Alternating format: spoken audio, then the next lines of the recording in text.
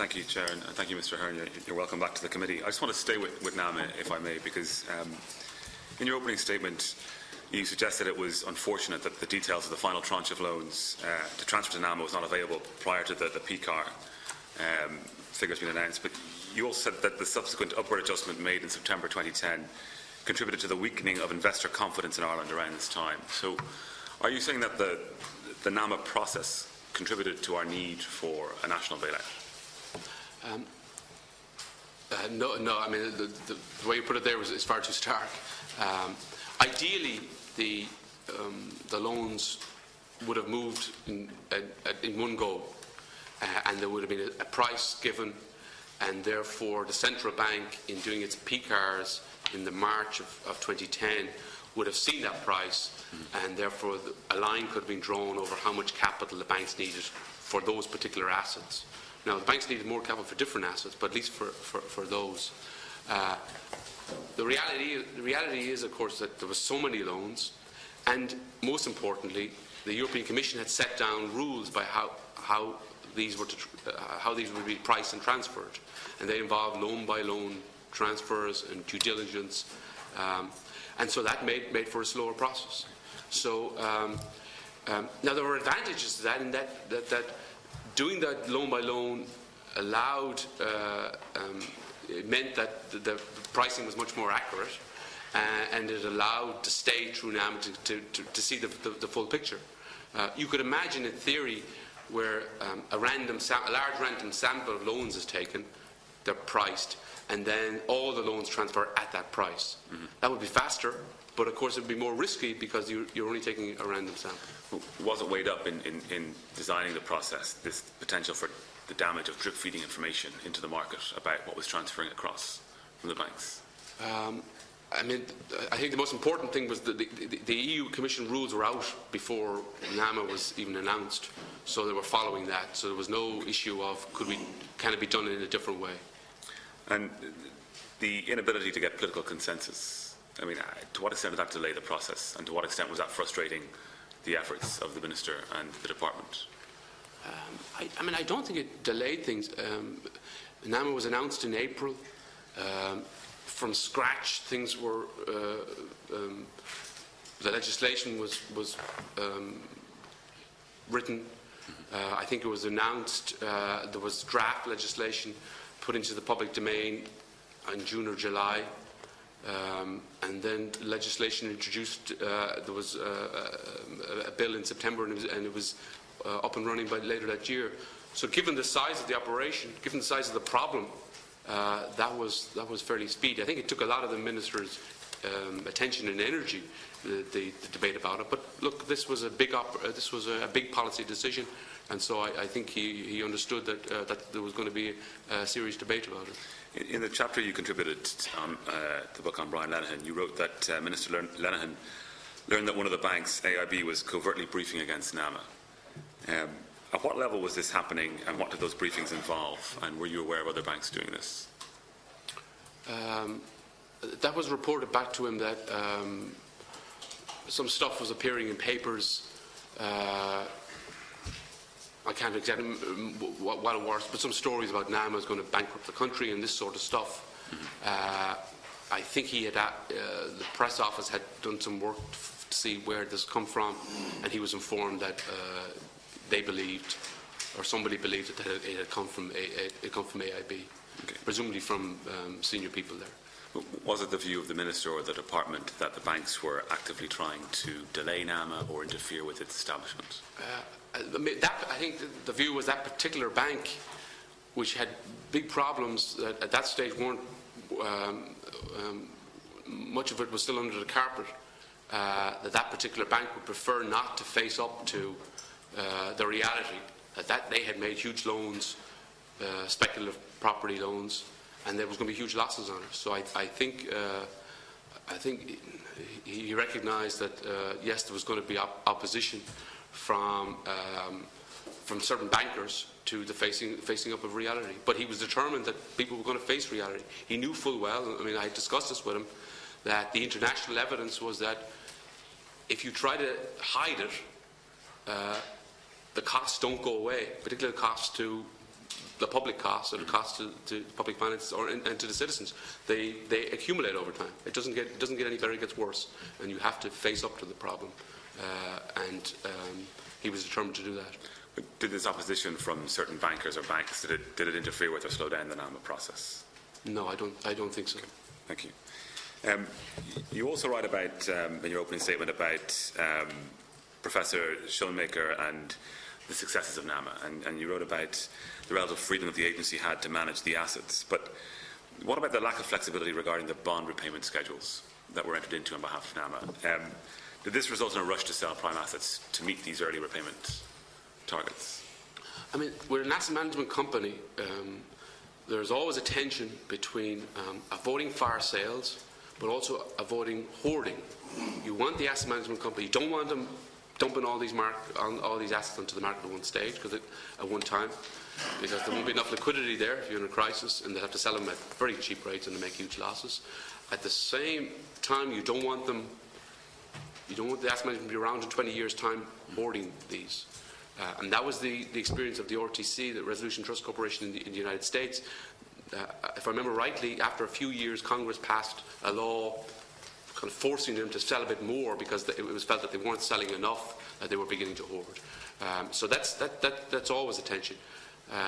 It looks, and there are different reports that look at NAM, it looks to me from the outside that they have probably got that about right.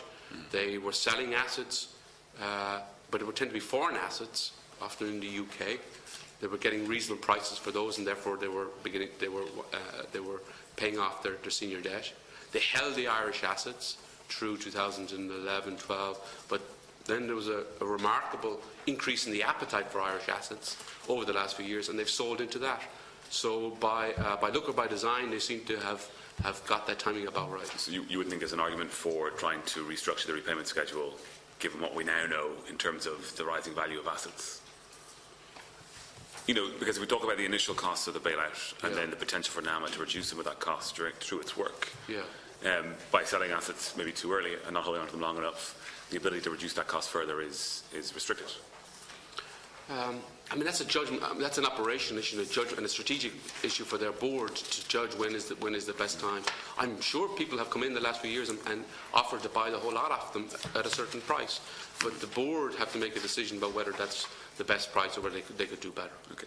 And then just the understanding in the department as to the purpose of NAMA when it came to the actual developers, the people who had the loans, and what they were pursuing, because I'm just wondering, did the targets change, or was NAMA always meant to only be pursuing for the cost that they paid, or were they meant to be pursuing for the full cost that the banks paid when it came to the developers? I mean, when a debt transferred, that full amount of debt was owed to NAMA. And there was no sense in which NAMA was instructed to write off large portions of it, or just to chase the selling price value. No, the full amount was owed. Now, everybody knew that NAMA was not going to get back the full amount or anything near it. It was expected that what they would get back was be about the amount of money they paid. After all, that's why they valued it that way. So if they could get the full, I mean, I think it's 72 billion transferred for 30 billion, something like that, something like the numbers. If they could get the 100% back to 72 billion, then you wouldn't have this inquiry, because therefore there wasn't a bubble. All assets were valued properly. It was clear that there was a bubble. Assets were not valued, were not at the height of the bubble fairly valued, so there were going to be huge losses.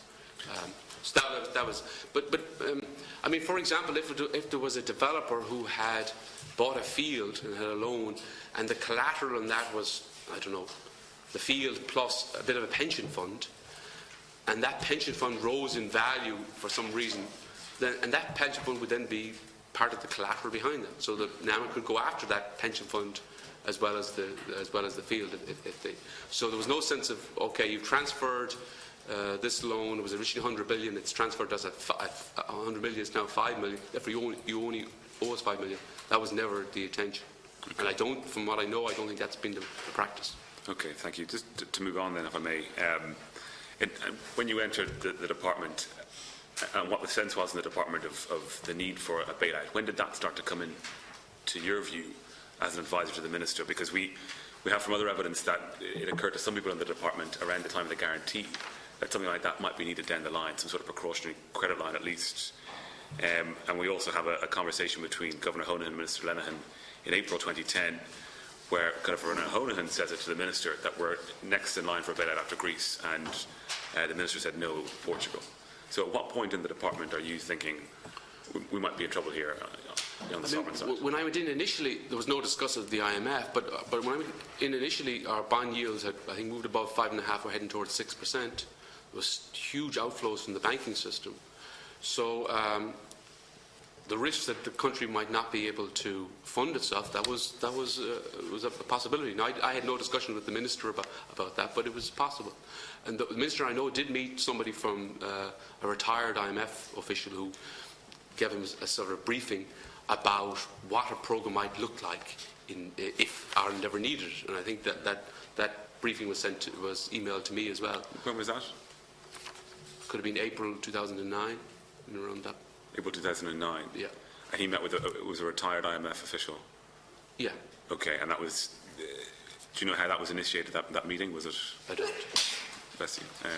But the outcome of that meeting was? It wasn't official, it hadn't come through the IMF. Okay. It was just somebody who was retired and decided to fill the Minister in on what a programme might look like. I knew what a programme looked like. I followed countries that had been in programmes. Our bond yields fell, things stabilised. That idea of needing official assistance just went off. When that meeting happened in April 2009, a document came to you. Is that what you said, that there was a document? Yeah. And was there any action taken as a result of that document? Do you know, did it go to Department of Finance officials? I don't believe so. I mean, the officials knew what an IMF programme. I mean, it sort of set things out, like you would have quarterly reviews, you would be lending money. That's sort of very basic. It wasn't necessarily sketching out an Irish specific Not programme. at all. It was just a very basic ladybook of what the IMF programme is about. So did the Minister inform you of Governor Honohan's opinion in April 2010 that we'd be next for bailout after Greece? No. No. Okay. Were you aware that the IMF had suggested to Governor Honohan around that time, in May it was, a precautionary line of credit for the country? No. May 2010. No, you weren't included in those conversations. Okay. In relation to the bank funding cliff that was approaching in September 2010, did the Minister and the Department, were they sufficiently aware of the seriousness of that situation? Yes, I mean, they had the numbers. We all had the numbers. They saw what was maturing. I guess the view after the banking announcement at the end of March 2010, and in the weeks that followed, the Irish banks were actually able to, the funding had stabilised, and they were actually bringing in, I think there was inflows of about half a billion a week into the Irish banking system, where there had been outflows in 2009 of $1 billion a week. So that at least had stabilised. The Irish banks were able to issue bonds. I think Bank of Ireland was able to issue some serious bonds, senior bonds. So the hope was that if things continued to stabilise, that the banks would be able to raise private funding. It was clear they wouldn't raise enough private funding to get over the cliff, and therefore the Euro system, the ECB and the Irish Central Bank would have to help out temporarily. But if they had, in the months that then followed, they would continue to issue bonds and raise funds, and they would be able to repay that. So the hope was, if things would remain stable and things would continue to improve, well, they were improving marginally, but if they continue to do so, the banks would be able to get over that cliff. And was there frustration in the department on what was perhaps a delay on the part of the ECB in terms of engaging on this issue? Because Governor Honohan told us that he had to write to the ECB twice to bring it to their attention in the summer of 2010. I don't remember anybody expressing frustration about it. There was some frustration with the European Commission about approving the guarantee, but I don't know. I don't remember anybody saying to me about frustration with the ECB over that. Okay. Just staying with the ECB, in your opening statement, you talk about them misjudging the systemic nature of the crisis. And you also talk about question marks about the ECB's communications with markets about individual member states. Could you just elaborate on, when you talk about that second point about the ECB's communications with markets about individual member states, is that the discussion that you had with Deputy McGrath earlier, those kinds of conversations that you were having. Okay. It is, yeah, about how they were discussing with the markets about what was going on. Okay. Yes. And just then, in relation to that, when it came down to the conversation about burden sharing with bondholders, could it have been a unilateral action on the part of the country? Is it not something that you don't announce, you don't negotiate on, you do it, and then try and deal with it then? Was that at all part of the kind of calculations that the department was making or looking into? There was no scope for burden sharing while the guarantee was in place. Mm-hmm. So this was forward-looking. I discussed this with a senior civil servant maybe from May onwards about the Anglo bonds, could they be discounted? At the time, the plan with Anglo was to split into good bank, bad bank, and that raises the issue of what goes into the bad bank, what creditors, what funding goes in. You put the subordinated debt in, of course, and that would expose it then. But you, in theory, could put the senior bonds in. Now you are splitting the depositors and senior bonds then, so it had all those legal issues. But at least that was, in principle, we discussed that. But sorry, just when that window opened up, end of guarantee before the bailout negotiations, and the IMF are talking to you about a figure of $4 billion, and Mr. Lenihan's thinking maybe 50% of that. Was anyone saying, let's just do this, rather than wait to be told that we can't? I think the Minister certainly considered it, but as September went on and our interest rates on facing the state on sovereign bond markets increased, then he became worried about the knock-on effects to the sovereign. And the advice clearly from the NTMA was, don't do this because it will push up your yields even more and you'll lose access to the markets. And if you're pushing up the Irish interest rates, that's a heavier cost to the state, and therefore any gain you're going to get, you're going to lose. I mean, I remember he did an interview in New York in early October, maybe about 10th or 11th of October, with, I think, the Financial Times, and I was sitting beside him, and he said, they asked him about the Anglo bonds, and he said, well, I'm not going to coercively discount them, but the bank could do a liability management exercise and raise some capital that way, burn them that way. That's a voluntary. In fact, most of the subordinate debt that Deputy McGrath spoke about was done that way, done through a voluntary way. Not long after, I remember somebody from the NTMA, a senior official of the NTMA, showing me their BlackBerry and saying, look at this, I'm getting emails from, here's a headline, I think from Financial Times or from somebody, Ireland, something like Ireland going to default or something. It was that sort of tone to it. Look at this. I'm getting emails from the people that we sell bonds to asking me, is Ireland about to default? And I said, well, the Minister didn't mention anything about sovereign bonds. He was talking about bank bonds. And the reply I got was, it doesn't matter. Look at the headline. This is creating problems. Okay. So, and the Minister said, I remember him saying afterwards, okay, I realise I'm talking about burning senior debt, and the NTMA are trying to issue senior debt. Now, they're different debts, but very difficult to do in an environment where the sovereign market is stressed. And just staying on that issue, just one last question. Do you recall any conversation between Kevin Cardiff and the ECB when we're later in winter, November now, and there's negotiations and discussions, and the ECB had its own legal advice on whether it was constitutional for Ireland to impose burden sharing? And Mr. Carter retorted that we could have a referendum if we needed to. Were you there for that conversation? Do you recall it? Kevin either said it to me or else I read it in a memo. I thought that was somewhat later, but Kevin's dates might be better than mine. Okay. But I do remember that, I think reading it at the time in a memo, that the ECB had said, we had gone, actually this will be unconstitutional and we have got our own lawyers. And maybe, I don't know if it was written or whether Kevin said it to me afterwards, but this is the answer I gave them, that I'm sure if we put this to a referendum, the Irish people will vote to burn Anglo bonds. Okay. Yeah.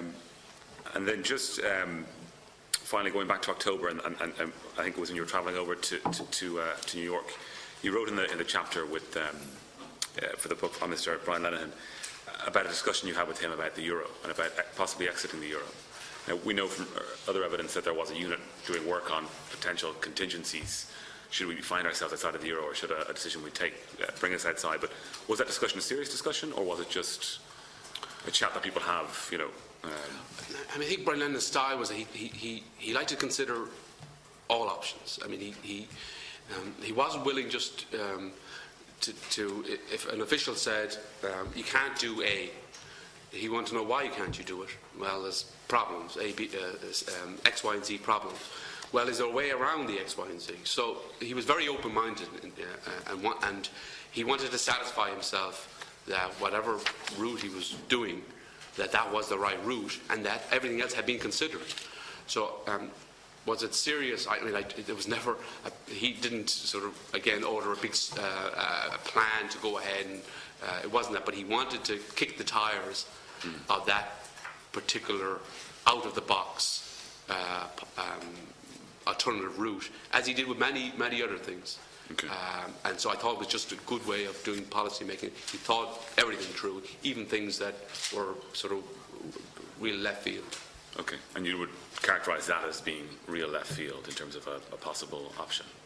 I would think so. I mean, he concluded, in many ways, he's talking to himself. Yeah. Just thinking it through, and he concluded, and we spoke with for several hours, and he concluded this just couldn't. This would not be in the interest of the citizens of the country. And did you give any advice on it, or was it? I mean, I wouldn't have been in favour of it either. It was in. So we just discussed a lot of the sort of economic issues to do with it.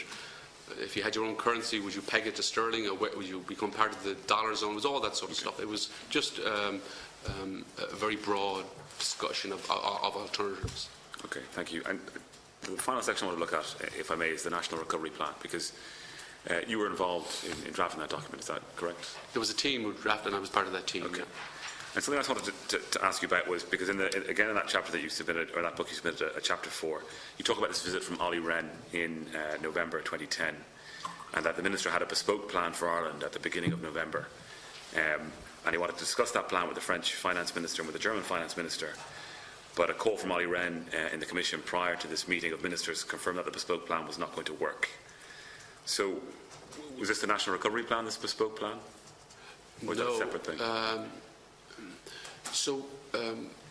What he wanted, I mean, Ireland was under pressure in the sovereign, in the markets. The National Recovery Plan would have been part of it. So what he wanted to do was get the National Recovery Plan out, publish it. Mm-hmm. He wanted the ECB to say that, because the banks were separately under stress on their funding, he wanted the ECB to say publicly that they stood behind the Irish Bank to provide liquidity. By the way, the ECB were never asked to give capital to the Irish banks. It's not that they were asked to pay for a single cent. They were being asked to give funding, but they would repaid all their funding. But he wanted them to say that they would stand behind him. And then he was willing to enter some sort of precautionary program. What he had in mind is he said they could do quarterly surveillance if they wanted.